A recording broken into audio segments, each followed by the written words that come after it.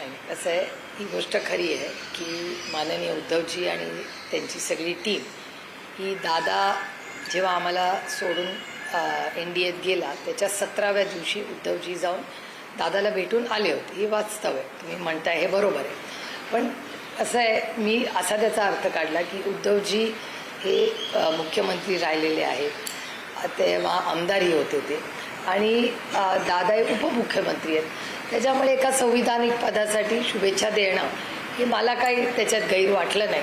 आणि ठीक आहे ना, तेवढं म्हणजे आम्ही ते समजून घेतलं. त्याचं कारण असं की ठीक आहे की म्हणजे दादाने एक निर्णय घेतला होता तो आम्हाला अयोग्य वाटला. आणि ज्या पद्धतीने त्या घटना झाल्या होत्या तेव्हा म्हणजे जसं आदरणीय पवारसाहेबांना एका अध्यक्षपदावरनं ज्या पद्धतीने काढलं होतं तेव्हा आम्हालाही तो धक्काच होता. पण ठीक आहे, उद्धवजी काही महाराष्ट्राच्या हितासाठीच कदाचित भेटायला गेले असतील असं आम्ही आमच्या मनाची समजूत काढली आणि आम्ही काही बोललो नाही. आणि एका सशक्त लोकशाहीमध्ये डायलॉग हा असलाच पाहिजे या मताची मी आहे. आणि हे संस्कार आमच्यावर कैलासवासी यशवंतराव चव्हाण साहेबांनी केले. पृथ्वीराज चव्हाण यांनी पत्रकार परिषद घेतली आणि तुमच्या पक्षातील काही खासदार 5-6 खासदार अस्वस्थ आहेत असं त्यांनी दावा केलेला आहे. तुमची प्रतिक्रिया?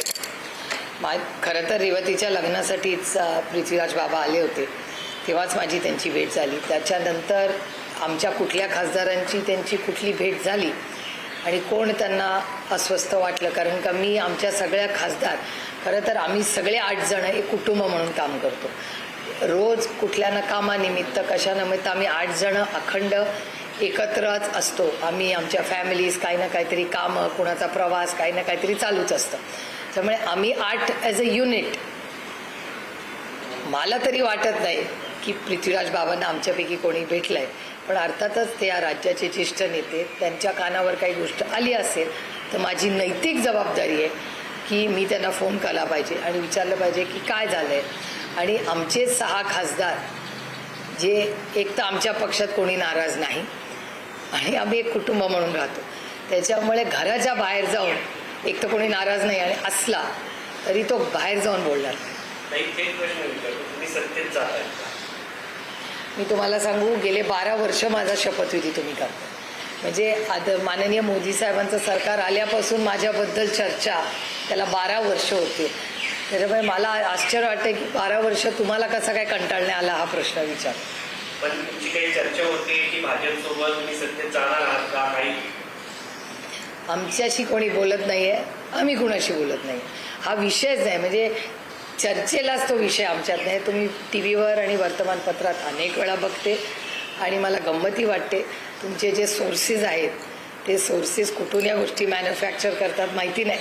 पण ठीक आहे, आदरणीय पवारसाहेबांनी अनेक वर्षापूर्वी एक गोष्ट मला सांगितली होती, चांगलं किंवा वाईट आपली बातमी चालते याचा अर्थ नाणं आपलं अजून खणखणीत आहे. त्याच्यामुळे असा मी विचार करते आणि पुढे जाते.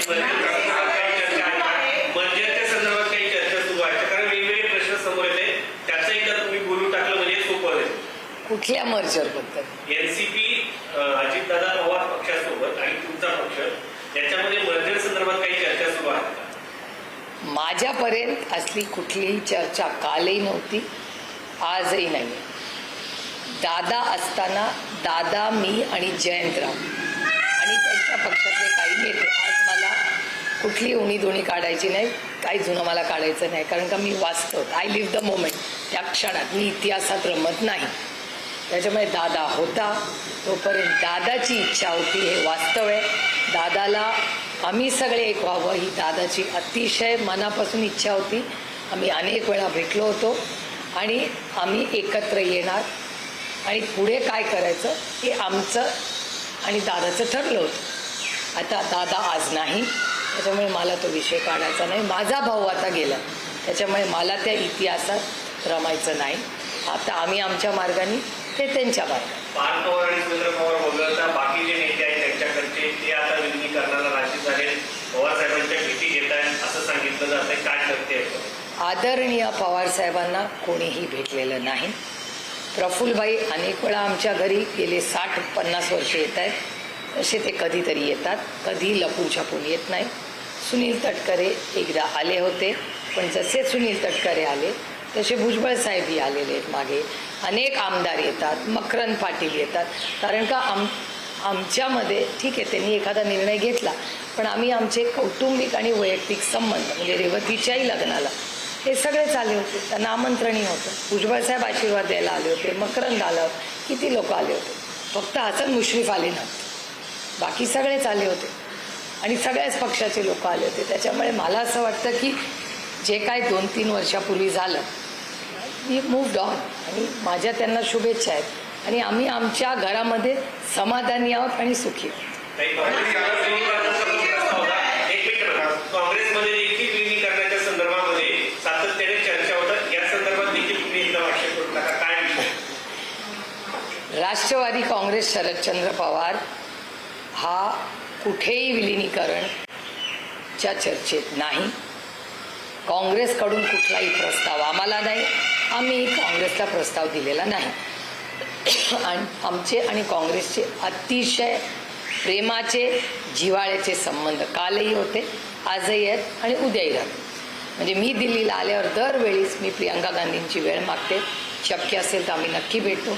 महाराष्ट्रात काय चाललंय, राजकीय, सामाजिक, आर्थिक परिस्थिती काय आहे राज्याची, याच्यावर अनेक वेळा त्यांच्याशी चर्चा होते. अनेक JPCमध्ये प्रियंकाजी आणि मी एकत्रही आहोत.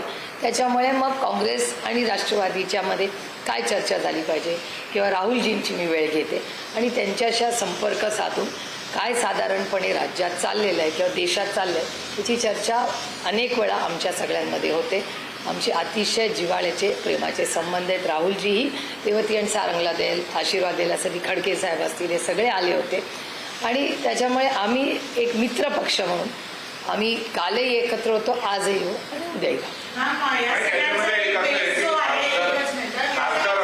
बेस जो आहे तो पार्लमेंटरी सेशन आणि त्यात आणलेले बिल्स आहेत, डिलिमिटेशन म्हणा किंवा विमेन रिझर्वेशन म्हणा किंवा आर्टिकल 130 चा जो अमेंडमेंट आहे तो आहे. आणि TMC नंतर एकनाथ शिंदे आणि आता जेव्हा तुमच्या चर्चा होत आहे तर तुमचा या सगळ्यांना कसा काय सपोर्ट असेल आणि काय मत असेल? एकतर महिला आरक्षणाचं बिल आम्ही एकमताने पास केलं आहे सगळ्याच पक्षांनी एकत्र. आणि आता डिलिमिटेशन कमिशन तर आता बसेलच, कारण का त्याची वेळही आली आहे. आता डिलिमिटेशनमध्ये NDAने आम्हाला एक प्रस्ताव दिला होता की 50% सीट प्रत्येक राज्यात वाढतील, असा जो प्रस्ताव केला होता. त्या प्रस्तावाला आम्ही सांगितलं आम्हाला लेखी द्या, कारण का त्याच्यानंतर आम्ही सगळे इंडिया अलायन्समध्ये चर्चा करू आणि त्याच्यातून निर्णय घेऊ आणि त्याच्यात सगळ्याच राज्यांना समान न्याय मिळेल असं भारत सरकारने आम्हाला सांगितलं. त्याच्यामुळे जर सगळ्यांना न्याय मिळत असेल तर आम्ही चर्चेला बसायला तयार आहोत, असं आमच्या सगळ्यांचीच भावना आणि भूमिका होती. पण तसं ठोस काही केंद्र सरकारकडून आमच्याकडे अजूनही प्रस्ताव आलेला नाही. जर भविष्यात आला तर डिलिमिटेशन जर होणारच असेल तर ते सगळ्यांच्या संमतीने जे निर्णय प्रक्रियेत आणि संविधानाच्या चौकटीत आहे त्याप्रमाणे. खासदार सुप्रिया सुळे दिल्लीमधून माध्यमांशी संवाद साधता आहेत. आम्हाला काँग्रेसची ऑफर नाही. शरद पवारांचे राष्ट्रवादी कोणत्याही पक्षासोबत विलिनीकरणाचा सध्या विचार सुरू नाही, असं खासदार सुप्रिया सुळे यांनी म्हटलेलं आहे. आम्हाला काँग्रेसची ऑफर नाही, आमची त्यांना नाही, असं सुळेंनी म्हटलं.